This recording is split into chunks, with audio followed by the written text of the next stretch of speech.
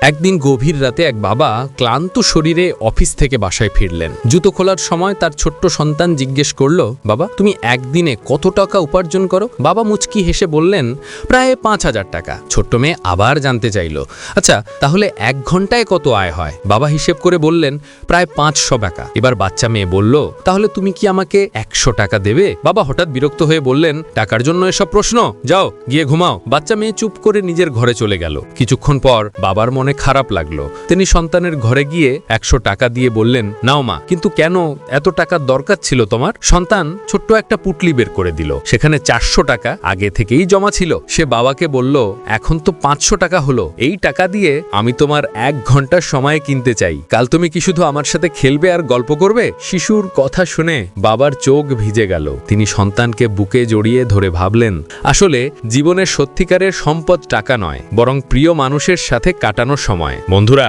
আপনারা কি আমার সাথে একমত? তাহলে কমেন্টে বলে যান।